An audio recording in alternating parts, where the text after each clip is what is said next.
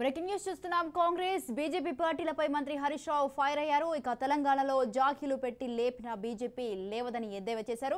అయితే Congress party fake సర్వేలు చేస్తోందని మండిపడ్డారు. ఇక కాంగ్రెస్ పార్టీ ఎమ్మెల్యేల టికెట్లను అమ్ముకుంటుందని హరీష్ రావు ఆరోపించారు. దీంతో పొరపాటున రాష్ట్రంలో కాంగ్రెస్ పార్టీ అధికారంలోకి వస్తే తెలంగాణను కూడా అమ్మేస్తారని అంటూ వ్యాఖ్యానించారు. ఎవరన్నీ చేసినా తెలంగాణలో మళ్లీ వచ్చేది బీఆర్ఎస్ ప్రభుత్వమేనని, కేసీఆర్ హ్యాట్రిక్ సీఎం అవుతారని ధీమా వ్యక్తం చేయడం జరిగింది.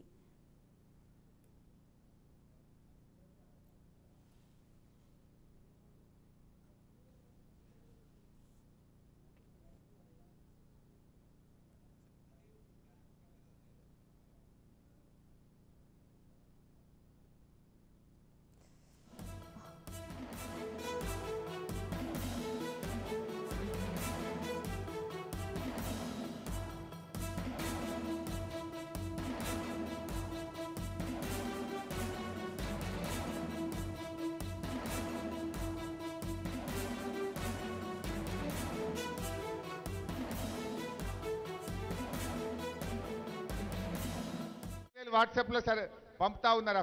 ఫేక్ సర్వేలు పంపుతున్నారు. ఇక పలానోడు సర్వే చేసిండట, ఇక మా గవర్నమెంట్ వచ్చేసింది, మేము ఇన్ని సీట్లు గెలుస్తున్నామని ఫేక్ సర్వేలు సోషల్ మీడియాలో కూడా సృష్టించి పంపుతున్నారు. పంపాలంటే నాకు పంపరాదా, నీకు పంపరాదా? బీఆర్ఎస్ 100 గెలిచిందని మనం కూడా పంపచ్చు.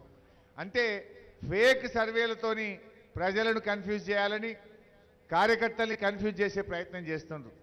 మొన్నటిదాకా గాంధీ భవన్లో టికెట్ల కోసం ఫీజులు పెట్టినరు, ఇప్పుడు టికెట్లు అమ్ముకునే కార్యక్రమం నడుస్తుంది.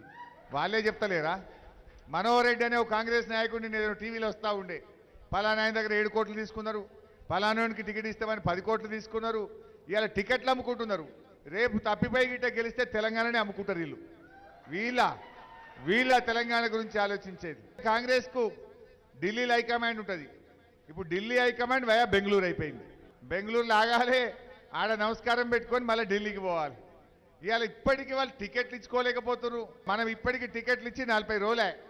కాంగ్రెస్ పార్టీ వాడు ఇదివరకు టికెట్లు ఇస్తే ఏడ దన్నుకుంటారో, ఏడ పైసలు తిన్నాయి బయట పడతాయో, ఏడ కాంగ్రెస్ పార్టీ ఆఫీసులు లొల్లులైతాయో అని భయపడేటువంటి పరిస్థితి. మనుషులు లేరు వాళ్ళకు. మన పార్టీలో మనం పక్కకు పెట్టిన వాళ్ళను, మనం విడిచిపెట్టిన వాళ్ళను బతిలాడి ఒక్కొక్కరిని పట్టుకుపోయే ప్రయత్నం చేస్తుండ్రు. అంటే వాళ్ళు ఎంత బలహీనంగా ఉన్నారో ఒక్కసారి ఆలోచించండి. టికెట్లు ఇవ్వలేని పార్టీ రేపు ఈ రాష్ట్రాన్ని పరిపాలించగలుగుతుందా? పార్టీనే సంభాలించుకోని వాళ్ళు ఈ రాష్ట్రాన్ని సంభాలించగలుగుతారా వీళ్ళు? దయచేసి బాగా ఆలోచించండి. ఇవాళ ఎవరు ఏమన్నా, ఎవరు ఎన్ని ట్రిక్కులు చేసినా హ్యాట్రిక్ మాత్రం బీఆర్ఎస్ది, కేసీఆర్.